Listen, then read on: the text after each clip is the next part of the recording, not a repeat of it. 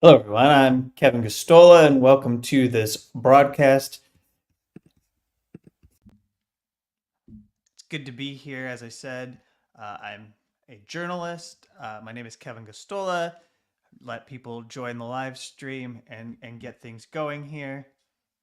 I've got a couple clips to play and specifically want to dig into how the war on Gaza is developed and has manifested itself into attacks on freedom of expression here in the United States.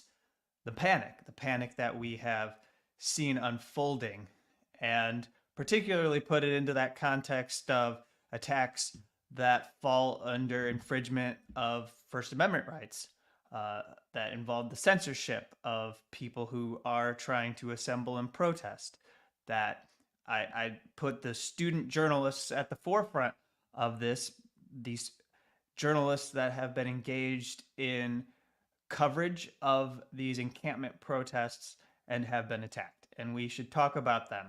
So, welcome to this channel. Welcome to this broadcast this afternoon. I've been doing more of these with the channel. So, just to do some housekeeping before I get rolling, I have the newsletter over at The Dissenter, which is a newsletter that covers press freedom, it covers whistleblowing, and it covers government secrecy. And of course, now I've been spending a lot of time on censorship. I did a whole live stream on the censorship of Al Jazeera, shutting it down, that happened in Israel. And there was very muted opposition to it from the United States government, muted opposition from the Biden administration, but tepid by comparison to their outrage when Russia or China engages in attacks on freedom of the press. They shut down the Al Jazeera over the weekend. April 1st, we knew that they had passed a law that granted the Israeli government unprecedented authority to shut down media organizations that are deemed a national security threat. And this is all to further their assault on Gaza. At this moment, we have bombs dropping, attacks mounting, strikes occurring against a defenseless population in Rafah. Tens of thousands, if not hundreds of thousands of people trying to flee, but to where? Where do you go? So this is the newsletter. You can go to this newsletter at thedissenter.org. I encourage you to become subscribers. And if at any point in this broadcast you are motivated to support, as is regularly happening for people who do their shows, don't do super chats, don't give money to Google. If you want to support independent journalism, you can give here. And there are people who have done so and been tremendously generous. And I thank them. I've been individually reaching out to some of those who have donated in the last month or so. And I need to reach out to more individuals who have shown that this is the kind of press, or this is the kind of journalism that they want to see more of. That there is a value to doing this kind of coverage, and I thank them because it makes it possible for me to not only do the work that I do, but then it opens up opportunities for my colleagues and other journalists who I might be able to give a platform. It gives me the ability to grow the impact of this newsletter. So I pair this channel with the writing and the reporting that I do at the Dissenter. And that being said, those housekeeping items out of the way, the big news is right now that there were weapons shipments and they were held up by the Biden administration. That finally there have been some kind of consequences to the routine commission of war crimes that Israel has been carrying out, that the Israeli military has been carrying out.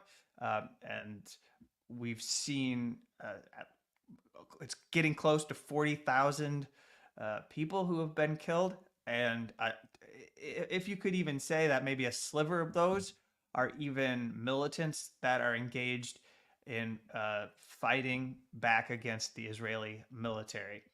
Well, primarily these atrocities that have been occurring, there has been no response from the U.S. government. They've brushed aside any questions, and particularly through figures like Matthew Miller of the State Department and John Kirby, you've seen them step forward and find ways to rationalize and dismiss questions from reporters about these abuses, about these human rights violations. And so, and that it's included summary executions, it's included a targeting of journalists.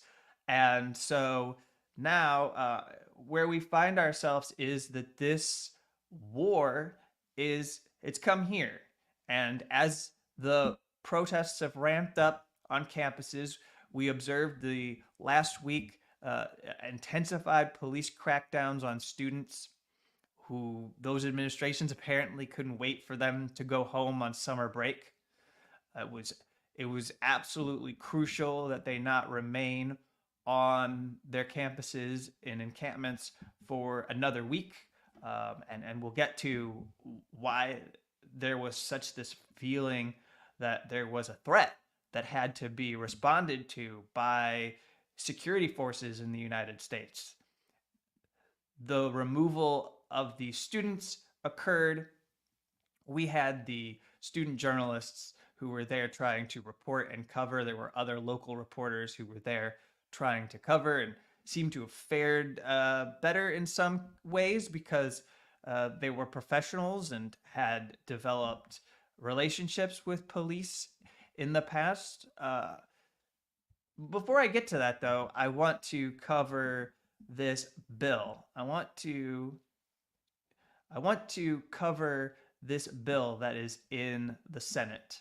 And in the Senate right now, there is a bill that could be used to label any nonprofit organizations that are too supportive of Palestine, too supportive of the people in Gaza, to basically go after them as if they're like Hamas sympathizers or mouthpieces for Hamas. It very much fits the playbook for how the Israeli government has shuttered and sought to discredit Al Jazeera.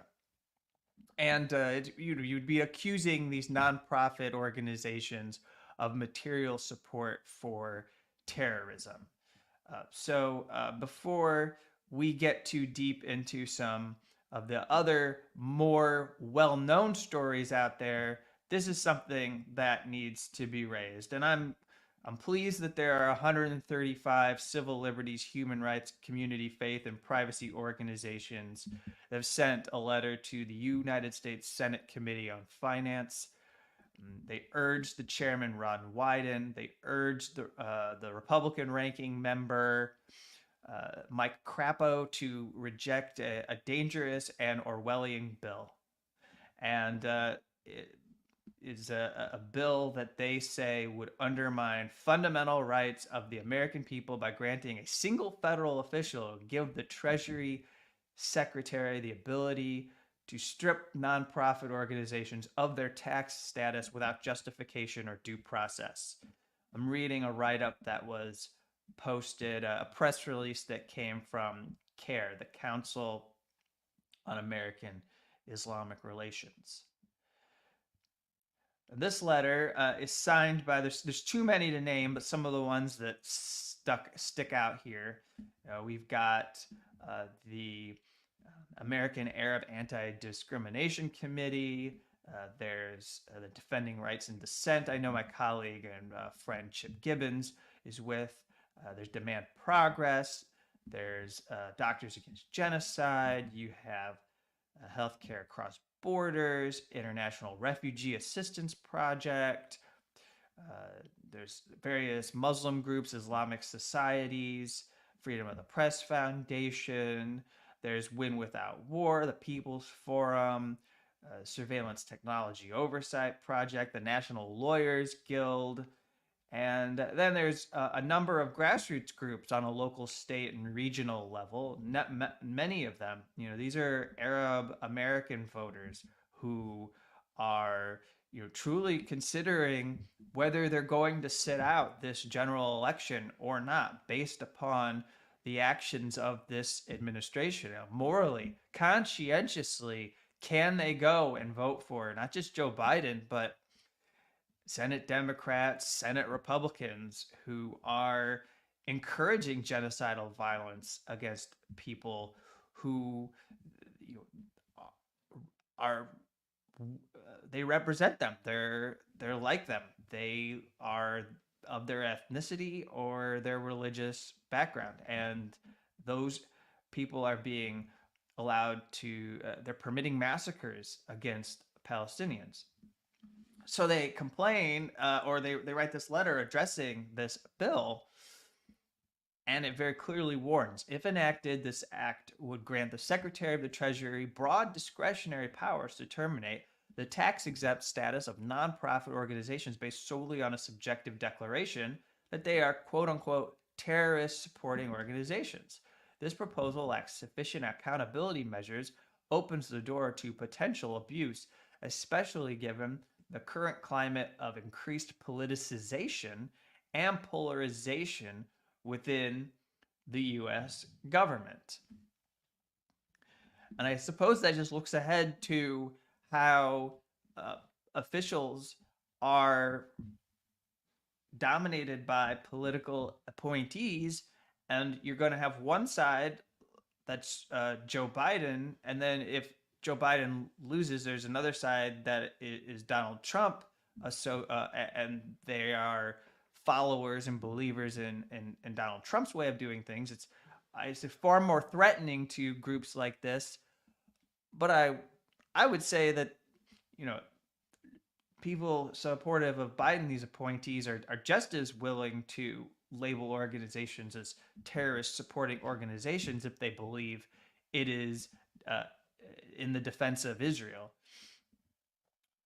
So the groups say we draw attention to recent incidents where state governors and entities, such as state and private universities, with the vocal support from some members of Congress, have attempted to revoke the status or ban student-led chapters of Jewish and Palestinian groups organizing in support of Palestinian human rights. These actions underscore the danger of unchecked authority that could be wielded by an administration that does not respect the Bill of Rights to stifle free speech and legitimate advocacy efforts to petition the government. And again, these groups are signaling their concern that Donald Trump would be elected. But let's not give Joe Biden a pass uh, diplomatically to appeal to these Democrats and others to block this legislation. It is important, and it's only a vote or two. It's a Democratic majority in the Senate. But look at those people who, a few of those Democrats are pro-Israeli or Zionist Democrats. These John Fetterman, Joe Manchin, and some of these other Democrats are not going to help stop the labeling of organizations as terrorist supporting organizations. So this right-wing counter-subversive populism in the Republican Party, there's some shared interest, there's some shared support for it among Democrats, and it's a thing that we could have dealt with 8 years ago, when there was a Democratic primary and Hillary Clinton was running and Bernie Sanders was challenging Hillary Clinton. This was something that was an issue within the Democratic Party, and the base tried to get Democrats to face how there needed to be a shift that was supportive of Palestinian human rights. And that got shut down. That got absolutely stifled by the Clinton Democrats. So furthermore, in the letter they write, this act seems to be motivated by anti-Palestinian bias aimed at stifling voices advocating for Palestinian human rights, especially in light of Israel's deadly invasion of Gaza, resulting in over 34,000 civilian deaths. There's more now, and nearly 80,000 injuries. While this may be the primary concern for lawmakers backing this act, if it becomes law, it could be exploited by a hostile presidential administration to target organizations for political reasons, irrespective of their ideological stance. So the Secretary of the Treasury gets to revoke the tax-exempt status of these organizations based on subjective accusations of them being terrorist-supporting organizations, and then the broad discretion that they have. There's little oversight, few accountability measures, and that could mean that there's quite an infringement on people's First Amendment. I mean, obviously, if this is passed, immediately there will be lawsuits in the courts, but then it'll be tied up and it'll take several years, if not longer. And then who knows what the U.S. Supreme Court would do if they determine that the executive branch has some kind of authority to regulate people in this manner. And there's little transparency. There's little need for due process. There are notifications that will be sent to groups according to the bill, but you don't really have much power to challenge the designation.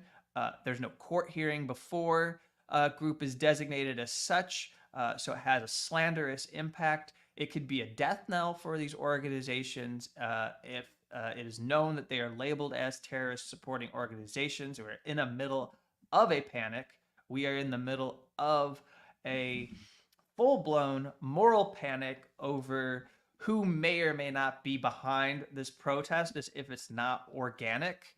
And so you get to this, you give this Treasury Department this power, and certainly it will be used to gut opposition or to provide support for whatever U.S. actions are taken to counter Israel, if in fact that happened. I mean, and this is a good thing. I'm glad you're mentioning this, Bungled and Botched, that churches could get caught up in this. Refugee organizations, food aid groups, those that are supporting doctors groups in Gaza, medical aid organizations, you could easily get caught up in this. And this is something similar happened after the September 11th attacks. After the September 11th attacks, the material support for terrorism laws were expanded, sharpened, and there were organizations that were targeted. I believe the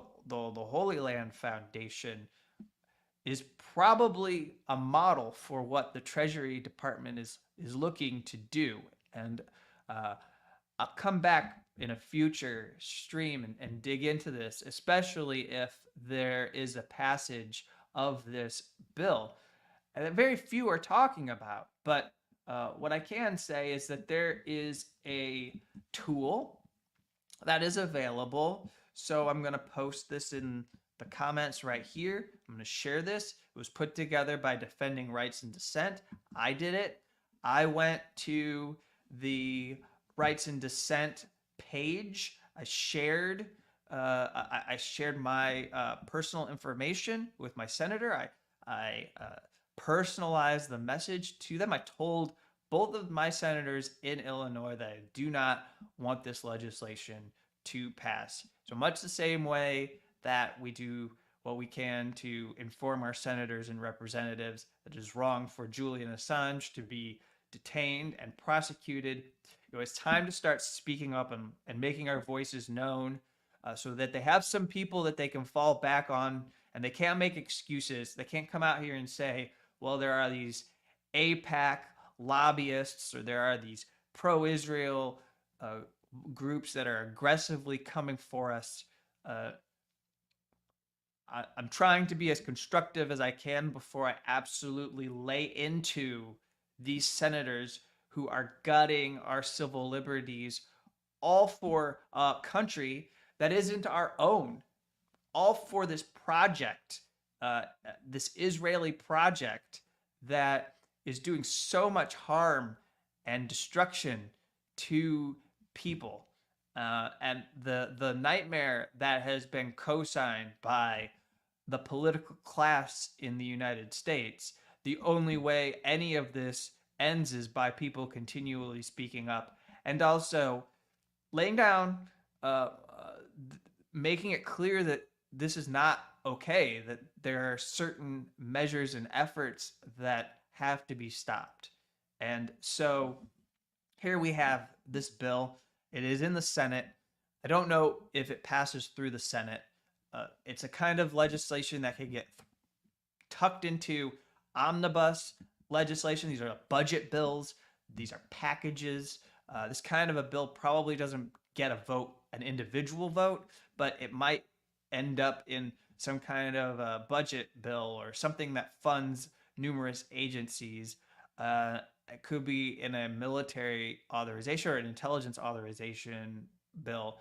And if that is the case, then it's it's the job of senators to block it from being included, to make sure that it doesn't come up for the wider Senate floor vote, so that, yeah, like a war bill, which is what Kat is saying, who's tuned into this broadcast and a good supporter of the show.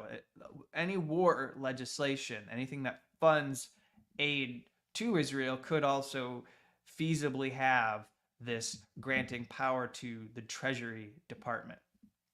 So I move on. I move from that, and in this context, we discuss this crackdown that we've seen on students who have been effective in expressing and challenging the Biden administration's complicity in Israeli war crimes. And we highlight what we saw through the eyes of journalists, through the eyes of student journalists who are learning to become media professionals.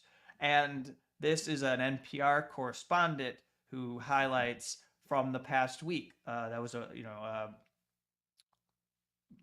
6 to 10 days ago, that WKCR, the NYPD threatened this radio. This is a student radio station, and they threatened to arrest the dean of the journalism school. It's at Columbia University if he left the J School building.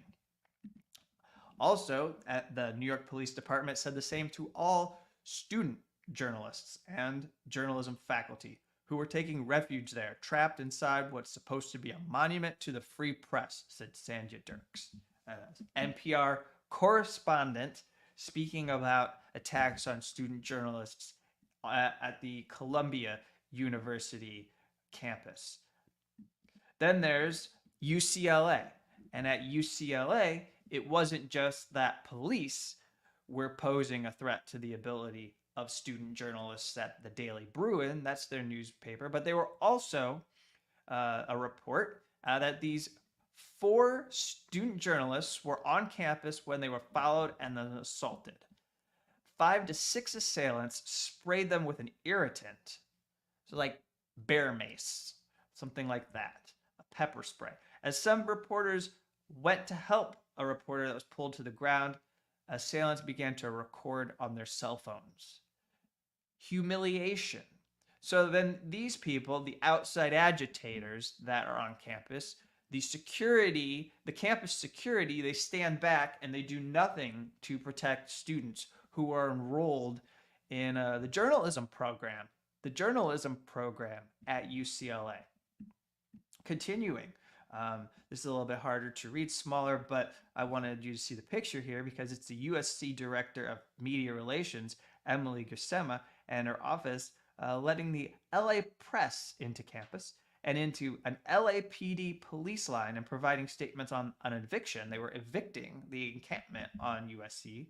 And while the USC student media was kettled and pushed out of view and denied any comment. So the student journalists who are supposed to be embraced and welcomed and to learn how to do this job, depending on your view of the media, they're going to learn how elite journalists perform and pick up those rituals, or they're going to actually learn journalism on campus and perhaps be independent minded and learn to think for themselves and go out there and try to do something and make a meaningful contribution to all of our understanding of these global issues. Here on this campus, this school official did nothing to accommodate them and make sure that they were there to follow their fellow students. And why? Why must that be? Because they would object to how their fellow students were being treated by the police. They wouldn't know that they are not to question the police in a certain manner. I don't know. So the Nation, that was Amber Xshen, did a article for the Student Nation section of the Nation magazine. I clipped a couple things from it.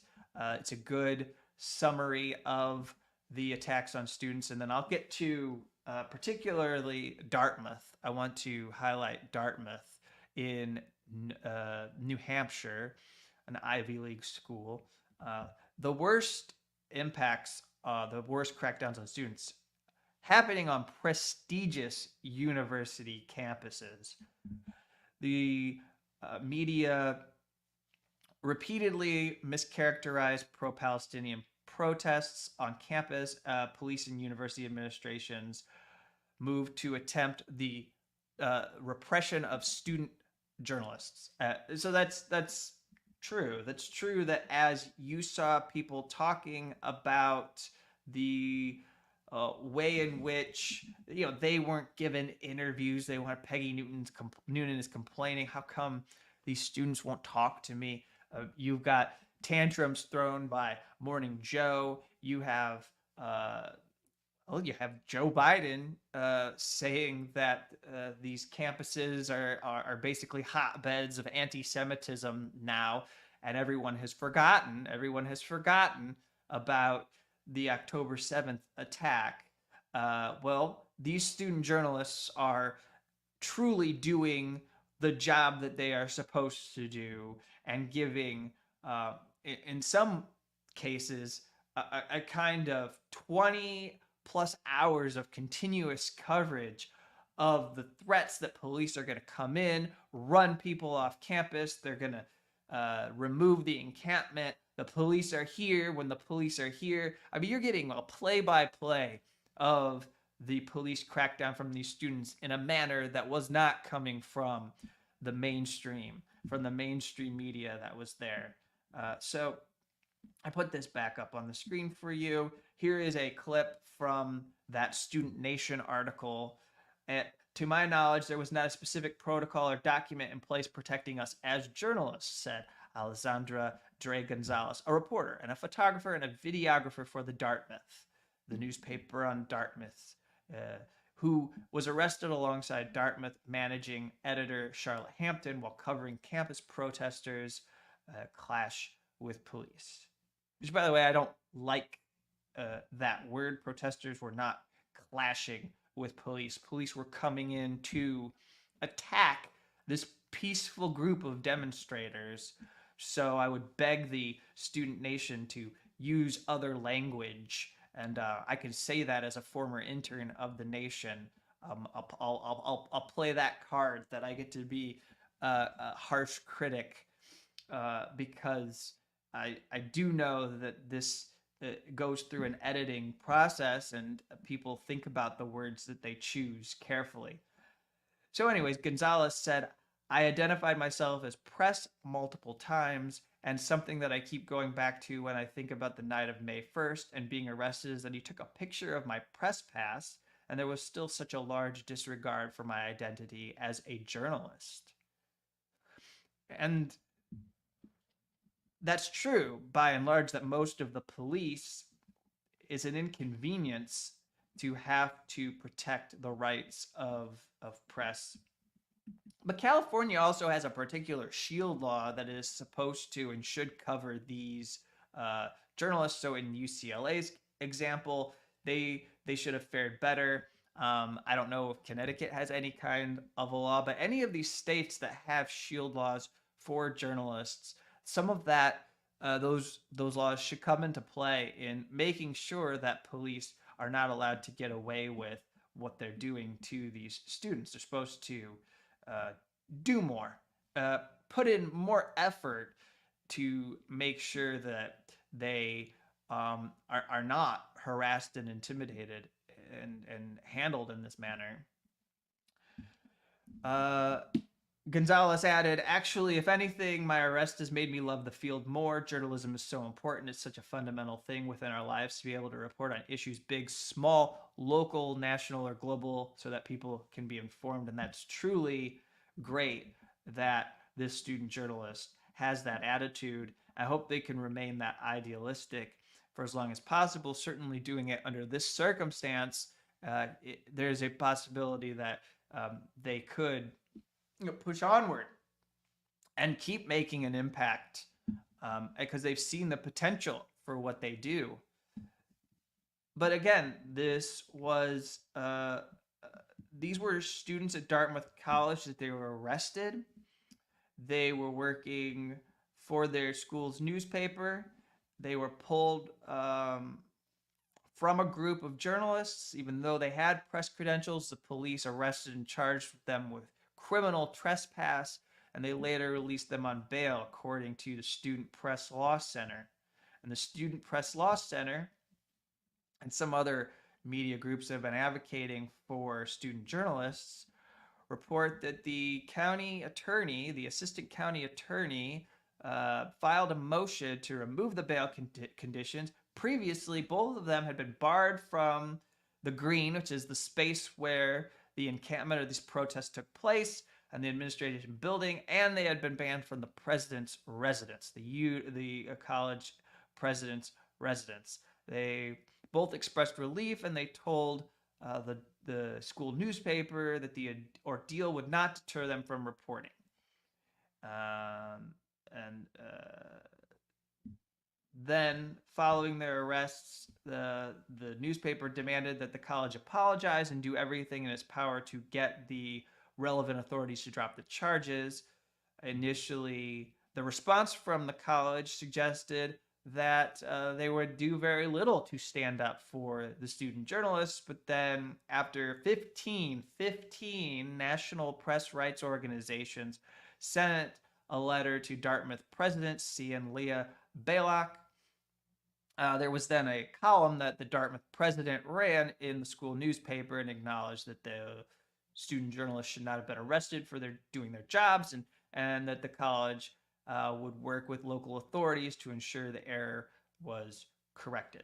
But this is in real time an effort to silence the student journalists, and the letter that was signed some of the leading foremost freedom of the press groups, like the Foundation for Individual Rights and Expression, Student Press Law Center, Committee to Protect Journalists, College Media Association, Defending Rights and Dissent, Freedom of the Press Foundation, National Press Club, National Press Photographers Association, PEN America, Radio, Television, Digital News Association, Reporters Without Borders, the Society of Professional Journalists, and so on. And so these groups came and showed solidarity with someone who was trying to become one of them, a professional just like them. And I'm glad that they came and supported those journalists. That's a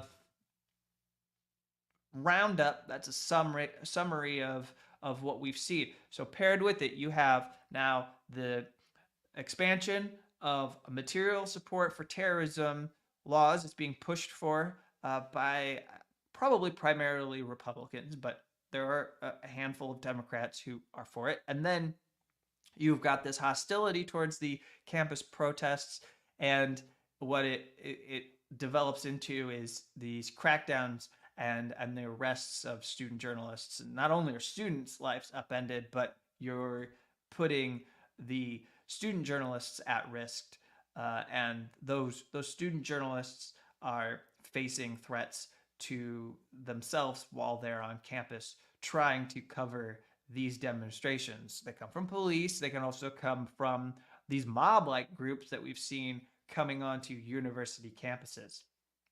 So thank you for tuning in to this broadcast. I'm going to go a little bit longer and cover some broader issues, but again, all with this focus of press freedom. And if you are so inclined to chip in a few dollars to support the work that is done on press freedom, whistleblowing, and government secrecy through my Dissenter newsletter, you can go here. I prefer this to the super chats. Donating here is really simple, it's easy, and many people out there have been generous and have been giving, and I've reached out to them to thank those individuals for showing support for independent journalism. It's hard out here to do this work, and people who are putting together important articles that challenge this panic right now, they deserve our support. Uh, so if you're not giving to me, I hope there's someone or some organization that you give $5 or $10 a month to in order to make sure that they can continue to keep producing their journalism, because we need it. We need those institutions, along with the student protests and the demonstrations and people who are out organizing. You have to have this journalism that challenges the narrative, the narrative, and I deliberately pick that word narrative because I now want to show you why it's so crucial to challenge what is coming out of US government institutions about Israel's war on Gaza. And the reason why we see this repression is because of the threat that this journalism and the organizing of students poses to the Israeli project, and the campaign that is being undertaken against Palestinians in Gaza. Let's begin with, uh, I'll play the interview, um, going to show Joe Biden from last night. It was May 8th. This was on Wednesday. I believe this aired. It was during Aaron Burnett's show out front on CNN. We learned that, we get more confirmation. We get the president finally speaking about it, and it's the holding up of weapons shipments. But there's so much to go over here. This is about 5 minutes, and let's dig into what Joe Biden is saying, and then consider the implications for those of us at home who want to see our civil liberties protected, who want to be able to engage in what we do daily, without having this war continue to undermine us, continue to undermine our rights. Ask you about something happening as we sit here and speak, and that, of course, is Israel is striking Rafah. I know that you have paused, Mr. President, shipments of 2,000-pound U.S. bombs to Israel due to concern that they could be used in any offensive on Rafah. Have those bombs, those powerful 2,000-pound bombs, been used to kill civilians in Gaza? Civilians have been killed in Gaza as a consequence of those bombs and other ways in which they go after population centers. And I made it clear that if they go into Rafah, they haven't gone into Rafah yet. If they go into Rafah, I'm not supplying the weapons. Hold on. So that's not true, though, because they have gone into Rafah. They are in Rafah right now. Al Jazeera has been reporting, and we'll use Al Jazeera as the example because they are keeping up their reporting at great threat to the employees, the personnel, who I believe Israel probably now considers as legitimate military targets, having shuttered the organization in Israel. And we've heard them say that they believe the news network is a Hamas mouthpiece. And yet they keep putting forward reports, updates, and sharing images and video as those are obtained. And we're getting confirmation from aid groups and UN agencies and other humanitarian organizations that say that the effect of having the crossing shut down, the crossing has been captured by Israel. So there's really nowhere for Palestinians to go. They can't cross into Egypt to escape the bombs that are falling. There are apartment homes that are being attacked, and it's tremendously difficult to get any food to these people, aside from the fact that now hundreds of thousands of people are trying to flee to another part of the Gaza Strip, and actually a part that's already been decimated. So where are these people really going to go? And they don't have diesel for vehicles. So are they moving on foot? Then I also saw that one of the Israeli officials said something to the effect that even after the operation in Rafah to go after the supposed Hamas militants that are in that they believe are there, that once those are targeted, they don't expect that Hamas wouldn't uh, move to other parts of Gaza as the operation unfolds in Rafah. So they're basically going to play whack-a-mole. They're going to play whack-a-mole, and as long as the U.S. gives weapons to Israel and supports anything in the realm of even a limited military operation, this insanity will continue. And so uh, that's all context that's important to this.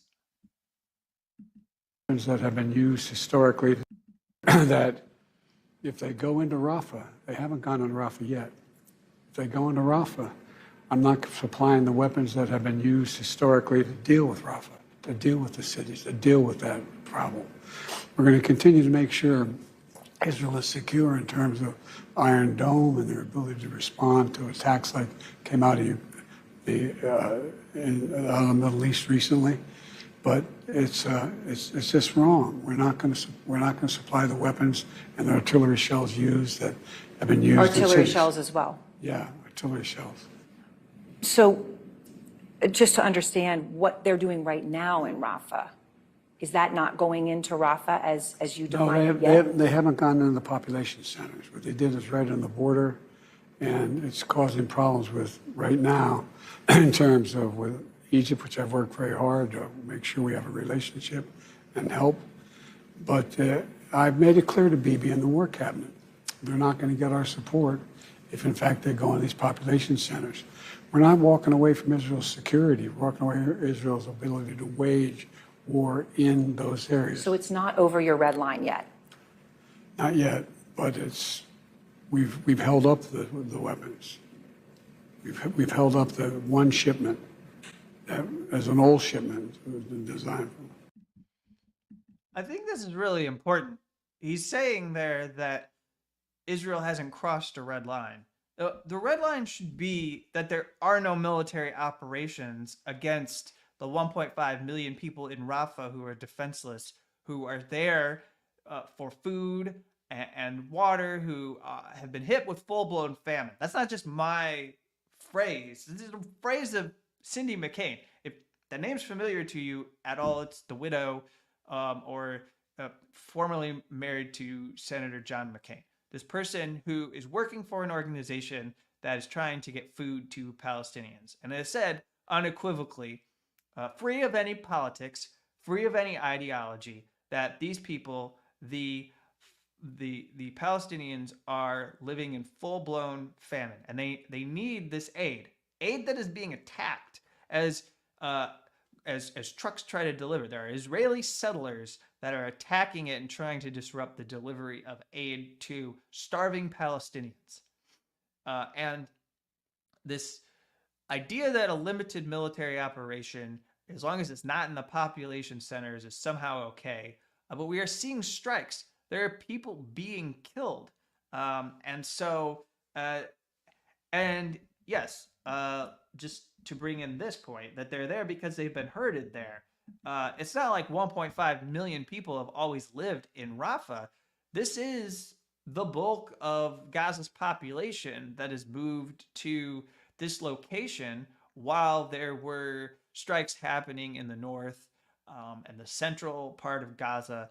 And so now they're here in Rafah, and the war is been put on hold for weeks, with Israel thirsting for its opportunity, lusting for an opportunity to go in and attack. And the politics in Israel, the threat that Netanyahu feels to his political hold over the Israeli government, he's responding by going into Rafah to bomb Palestinians, and that is obvious. That's clear. And these protests that are happening in Israel, much like the protests here in the United States, are being dispersed and cracked down upon. And there are hostage families that want to see a ceasefire deal. The ceasefire deal is not in the interest of the Israeli government, who want to see a completion of a campaign of ethnic cleansing. And with all of that, happening, we are seeing people here in the U.S., the police, politicians, and various other institutional leaders, media, pundits. They are creating a climate of repression that is affecting all of us. That's the point that has to be made here. That we keep coming back to what it is doing to make everyone not, the priority here has to be, how do we save these people in Rafah from further atrocities? But then those people who attend to that particular matter and any journalism around it, efforts to get to the truth, there's tremendous secrecy. We're seeing a kind of repression. We're seeing an uptick and a panic. And so let's continue with this interview. We held that up. And I want to ask you one more thing, if I may. The images that people see out of Gaza are horrific. The UN's talking about, some of these mass graves and the summary executions that there's been evidence of, torture, the images of children. It breaks anyone's heart to look at it. And obviously, we've seen that frustration here in the U.S. on college campuses. And Mr. President, had signs at college campuses. Some say Genocide Joe. Any of us that have gone to those campuses, sometimes we hear that chant. Do you hear the message of those young? Wait, I just wanted to say, I'm sorry that you go on campus and hear the chants of Genocide Joe, like your poor ears can't handle. But the kids had chants for LBJ, they had chants for Nixon, and if you didn't have the U.S. acting complicitly and supporting actively these war crimes, then I don't think you'd have such a nickname. They don't usually label presidents Genocide Joe or what. W, I guess, didn't really have a nickname during the Iraq War. He was just W. But you don't usually get a nickname if you aren't doing the thing that people are angry at you about. So, you young Americans. Absolutely, I hear the message. Look, two things. First of all, there's a legitimate right to free speech and protest. There's a legitimate right to do that, and they have a right to do that. There's not a legitimate right to use hate speech. There's not a legitimate right to threaten Jewish students. There's not a legitimate right to block people access to class. That's against the law. That's against the law. And if you... Yeah, except nobody's doing that. That never happened. That never happened. Nobody was ever stopped from attending their classes because there were protests on the quad at their university. As far as I know, everyone was able to move to the buildings that they needed to move to. And when everything was brought to a screeching halt was when police were called in by university administrators to crack down upon the campus. They shut it down. They were trying to keep people from coming on campus. Perhaps the administration had to regain control because you've got pro-Israeli thugs coming on and attacking students. And so now you have an issue where you don't really want these outsiders to come. And again, I don't know that any of these people were arrested for what they've done. Well, we saw at UCLA, there were fireworks being shot at students. I told you that student journalists were maced by these agitators. I'm not sure what happened to any of them. Lots of them wore masks. Just as the students are wearing masks because they know that they're going to get doxxed. They're going to have attacks on their identity. There are professionals out there that have made it clear that they're not going to hire students that are engaged in these demonstrations. And so, just to be clear, this is just absurd that he's saying this. He's repeating what he said on Holocaust Remembrance Day. This is, him doing the best that he can to recall something he said and parrot it. And we've already heard this. This is an original idea or a thought from Joe Biden. It's wind him up. This is what he's got tucked away to say about students and protests. Look at the data. These demonstrations are real, but they're not nearly. I mean, look, and I made a speech on the Holocaust the other day, and I pointed out that it took 7 decades to get to the place where after the Holocaust occurred, and there's still anti-Semitism.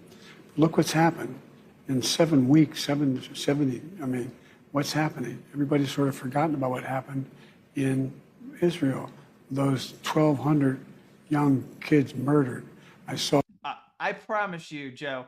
I promise you, Grandpa Joe, that nobody has forgotten what happened. We're not allowed to forget what happened. It happened on October 7th, and there's a whole mythology around that day, including a propaganda story from the New York Times about systematic rape that over 60 journalism professors just wrote to the New York Times to complain about because they haven't retracted their story, even though they're getting Pulitzer Prizes for their coverage of the war in Gaza, Israel's war on Gaza. And I promise you, we haven't forgotten. You can't forget. Everybody who protests is accused of not recognizing that Hamas attacked Israel. And everybody who does journalism that digs into U.S. policy right now is being challenged as far as their allegiance. So like you can't forget. The idea that you would forget, it's impossible. There are well-paid, well-funded groups and mouthpieces for the Israeli government that populate the U.S. news, and they are repeatedly reminding everyone that 1,200 people were attacked by Hamas. Nobody's excusing it. The thing that Joe doesn't seem to be willing to accept, and I think it has a lot to do with who funds the government, who is meddling in policy, and the way that so many of these politicians actually identify with the state of Israel. And sometimes it seems like they're far more allegiant, far more beholden to them than U.S. Oh, let's be clear here. The U.S. security does not always match what is the agenda of Israel. Like, it is possible that what Israel wants is not good for us in the United States.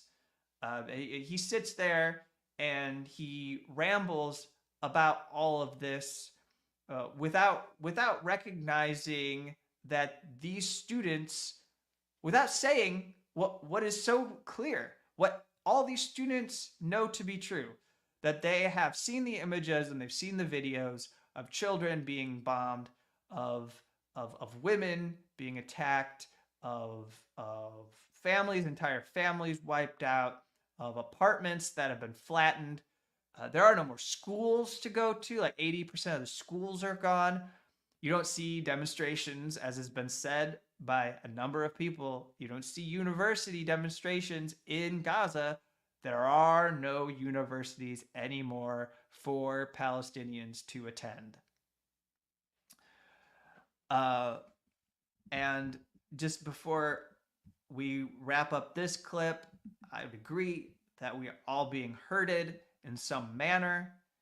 And I would also say that this is a good way of putting what we're seeing. And I think that you know, everything that is against Israel gets treated as Hamas, and it's not that far off from the life that we all lived post 9/11, when so much was, pointed to, are you a terrorist sympathizer for Al Qaeda? And then obviously Hezbollah is it, as Israel continues to attack and bomb Lebanon. And you're right that there isn't a lot of discussion of Lebanon. If you follow the news, that part of this war, and there's a tit for tat. My colleague Rania Khalek, who's based in Beirut, we do the Unauthorized Disclosure podcast together, and had done that for over 10 years. And she has described and put into a not outlandish context, because the way that most of the news media in the U.S. describe Hezbollah is to not understand where they fit into the country of Lebanon and how they perform the role of a security force that has the support and cooperation of people in the Lebanese government. There's a tit for tat with the Israeli government hitting a target, and then Hezbollah hits back, and then Israel says, "Okay, well, we're going to hit you again here," and then Hezbollah responds to it, and it's very measured, and there's pauses, but it's all deliberate on the part of both parties, with, I think, the Israeli military on the brink of always trying to push this into being a wider war that they could wage. So they can have that, and they can also have the to yeah. Well, I'm not talking about that, Rania. That's not my queen, Rania. So here you go. Let's hear the rest of what Grandpa Joe says. Pictures. Oh, I went over there shortly after.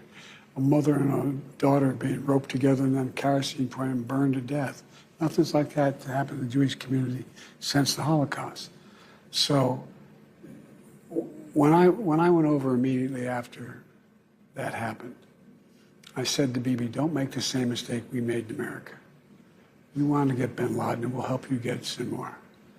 But we went into Afghanistan it made sense to go get bin Laden. It made no sense to try to unify Afghanistan. It made no sense, in my view, to engage in thinking that in Iraq they had a nuclear weapon. Don't make the same mistake. Focus on, and we'll help you focus on getting the bad guys. And we got to think through what is happening after Gaza, after this is over. Who's going to occupy Gaza? I've been working with the Arab states. I won't mention them because I don't want to get them in trouble, but 5 leaders in the Arab community who are prepared to help rebuild Gaza, prepared to help transition to a 2-state solution. To govern it? Well, to maintain the security and peace while they're working out a Palestinian authority that's real and not corrupt. Okay, so since the whole framing is anti-Semitism, the idea that you can't name the Arab states that you're working with for a post-war Gaza perpetuates anti-Semitism. What he's saying there is that he can't name them because they're governments that are not supposed to be working with Israel, or that there's some kind of hatred, Jewish hatred, that's intrinsic to those countries.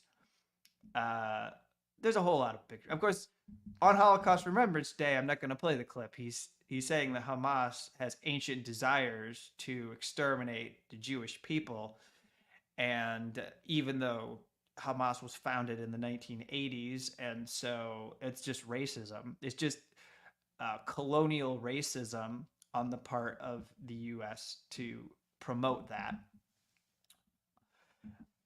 So that's Joe Biden.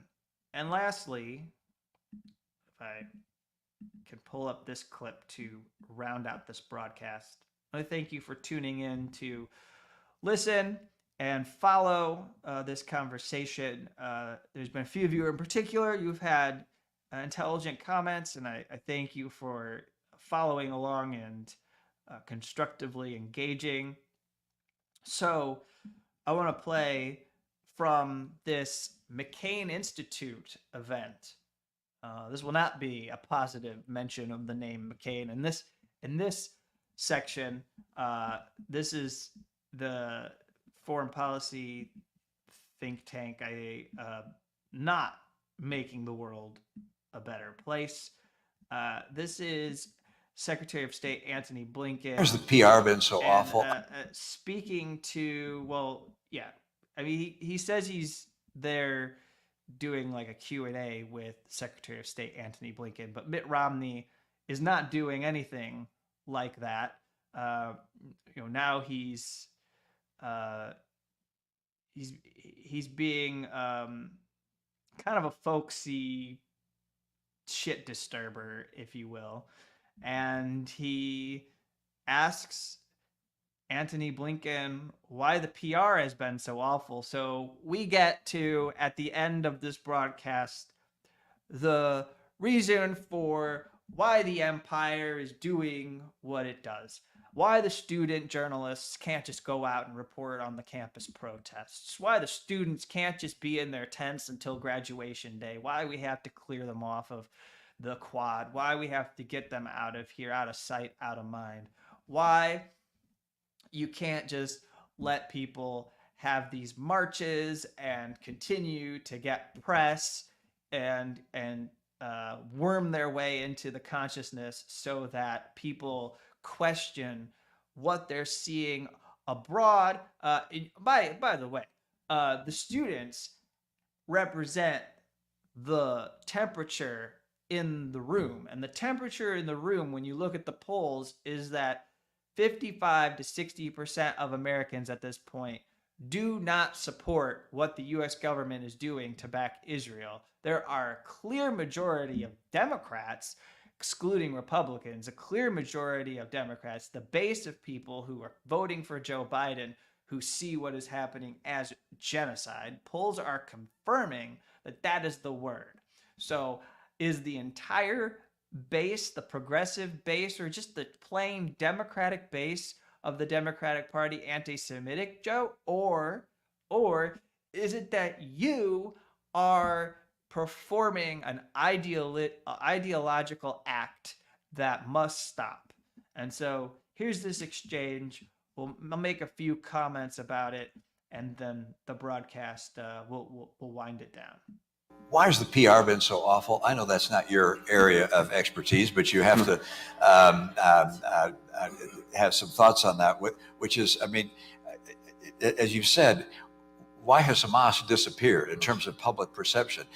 An offer is on the table to have a ceasefire. That feedback, by the way, is not me. These people have all kinds of money in the world to have good tech, and they're talking to each other with feedback that's coming into the broadcast. And yet the world is screaming about Israel. It's like, why aren't they screaming about Hamas? Accept the ceasefire, bring home the hostages. It said it's all the other way around. I mean, typically the Israelis are good at PR. What's happened here? How have they and we been so ineffective at communicating? Well, I don't know. Did you see that dolt on Piers Morgan who said he wasn't authorized to tell Piers Morgan how many civilians have been killed, but he's authorized to say how many Hamas terrorists have been killed, and how he got caught and ended up having one of the longest pauses in, I think, the history of recent media interviews on this topic. And he's definitely going to get sacked. I think he's going to get sacked, as I have a number of other Israeli mouthpieces. I don't think the government are sending us their best mouthpieces anymore to defend their war. They're running out of people who can do the PR. But Mitt Romney's articulated the question. The question is, why is it such a struggle to defend Israel's actions? Why is it such a problem? And this is what Blinken says to Mitt Romney. The realities there and our point of view. Well, look, I think there are two things. One is that, look, there is an inescapable reality, and that is the inescapable reality of people who have and continue to suffer grievously in Gaza, and that's real, and we have to be focused on that and attend to that. At the same time, how this Blinken could stop there. There's really no more to say. The answer to why the PR isn't working is the suffering. But Blinken represents the United States government as the Secretary of State, and he's been presiding over a group of officials that have been dissenting and challenging the State Department, and so he keeps going. narrative has evolved. Yeah, it's a great question. I don't have a good answer to that. One can speculate about what some of the causes might be. I don't know. I can tell you this, and we were talking about this a little bit over dinner with Cindy. I think in my time in Washington, which is a little bit over 30 years, the single biggest change has been in the information environment. And when I started out in the early 1990s, everyone did the same thing. You woke up in the morning, you opened the door of your apartment, your house, you picked up a hard copy of the New York Times, the Washington Post, the Wall Street Journal. And then if you had a television in your office, you turned it on at 6:30 or 7 o'clock and watched the national network news. Now, of course, we are on an intravenous feed of information with new impulses, inputs every millisecond. And of course, the way this is played out on social media. He's complaining that it's harder to spread propaganda. Has dominated the narrative. And you have a social media ecosystem environment in which context, history, facts get lost, and the emotion, the impact of images dominates. And we can't discount that. Yes, it's a bad thing that people are seeing children with their heads blown off, and then they have empathy for what they have just viewed, and they feel something like, we must stop it. Again, if these are Ukrainian children and their heads are bashed in, and they are now angry and outraged at Russian military forces, the U.S. is not shutting down the spread of these images and video. They're encouraging more of these images and video. But, we banned TikTok. TikTok has been banned, or they're trying to ban it. They're going to force the owner of TikTok to sell this to Steven Mnuchin, which I have to say it like that, as if I've got a booger stuck in my throat. Because he is. He's a human booger. But I think it also has a very, very, very challenging effect on the narrative. The narrative has a challenging effect on the narrative, which is, I could repeat that again and again and again so that everyone who walks away from this broadcast knows that this is a battle. We are in a struggle over a narrative. And Blinken is saying that the government, along with Israel, is losing, and is probably not going to win unless certain steps are taken.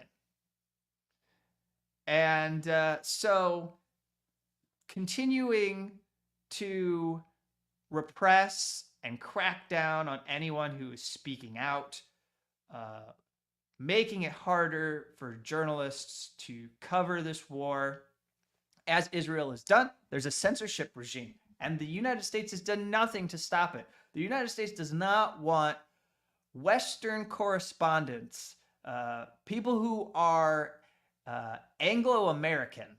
They don't want white journalists going into Gaza, and then the result being that Israel kills them because they're targeted during military operations.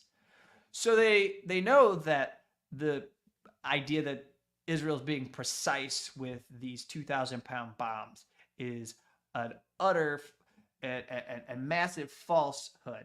And so what are they gonna do? They're gonna continue to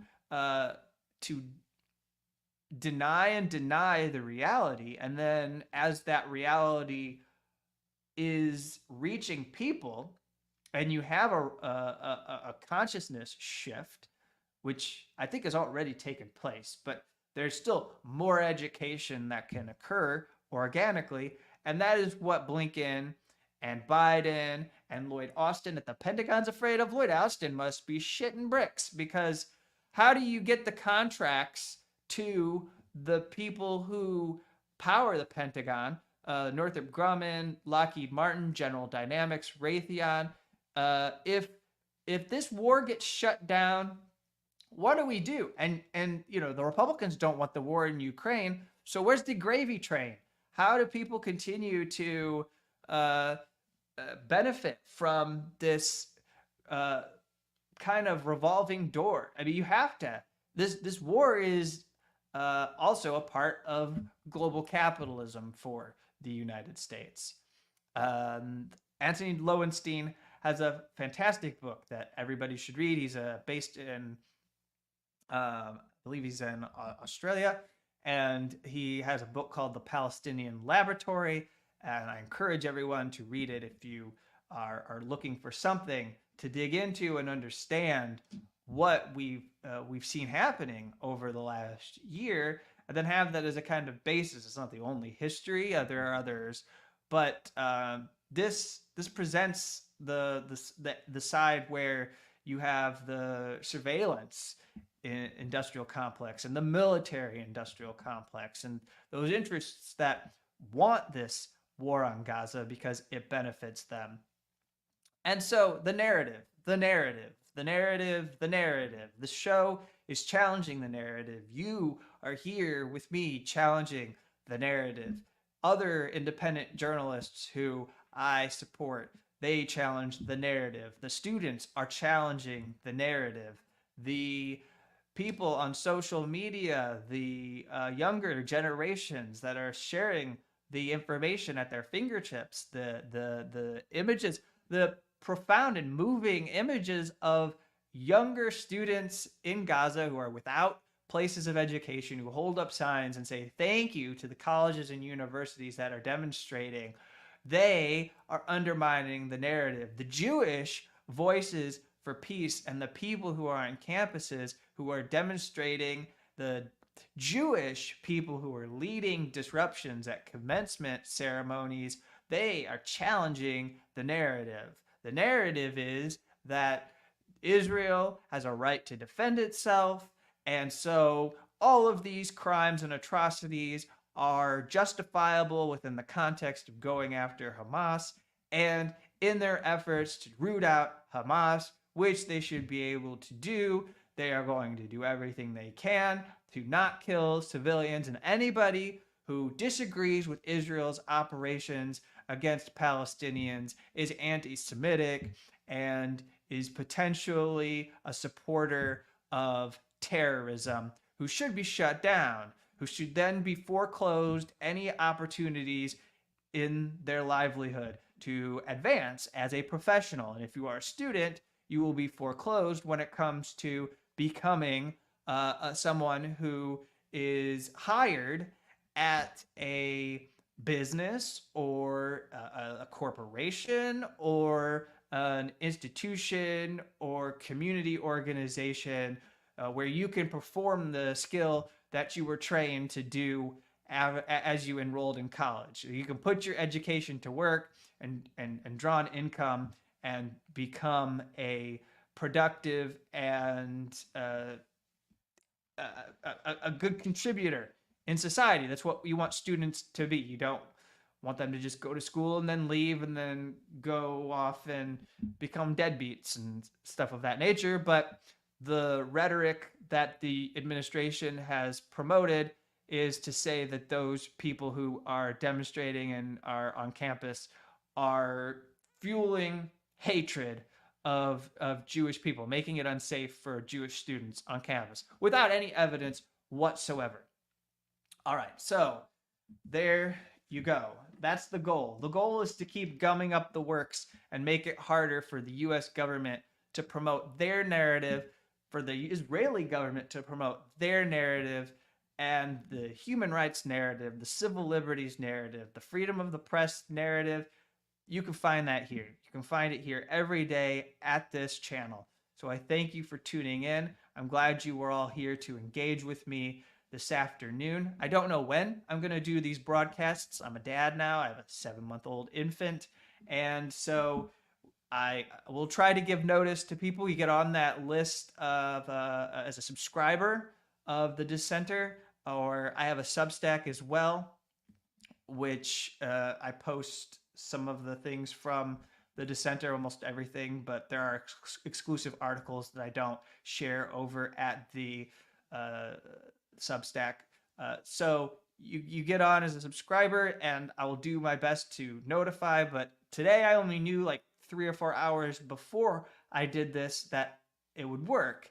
I think in the next month I'm gonna find a routine that can fit. I did a live stream Monday night. I thought that went really well. I did it at 9 p.m. Eastern, and I felt like there were a really large group of people that were following and putting forward some good comments for me to respond to. Several people had questions that I was able to answer, and they provoked a larger conversation. And then today in the afternoon here on Thursday, I've done live streams before at this time.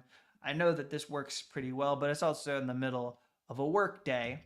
And then tomorrow I have to produce the unauthorized disclosure podcast for that I share with people who are subscribers. So it's not a good day on Friday to record. Tuesdays might present themselves as a day that I can do a stream. But really, I think, evening on Mondays, doing something in the middle of the day on a Thursday, I might be able to do something middle of the day on a Wednesday. I know that sometimes it's good to vary and not always have it be the same day, because there are people who are busy. And if I pick a Monday slot and a Thursday slot, that might not align for a lot of people. So I want to keep a flexibility in order for the audience. But that being said, I'm here. I'm doing these live streams. There's content being posted to the channel, and that's what matters. So thank you. And thank you to people like Elizabeth and others for the congratulations. It's changed my life. And if I'm being honest, I am far more comfortable being a dad than I am a journalist these days. And I don't want to fade away and no longer be here doing this. So I will just keep on pumping out the content, these types of streams, these videos, and working on articles. And then I will see you later. Probably won't be another stream this weekend, but starting next week, I'll make sure that I show up for a couple of days and do more of this, because we are talking about a moment in our history that is one of the biggest "which side are you on" moments. And I have to be a part of it. I don't think anybody who has a platform can sit back without weighing in on the transformation that is happening. And it can be good and it can be bad. There's a potential for a lot of good to unfold here going forward as people take the reins and challenge the powers that be. But there's a lot of bad that will happen if we're silent and we don't do anything to try and save the people who are in Gaza, who need us. So thank you, and you all enjoy your weekend.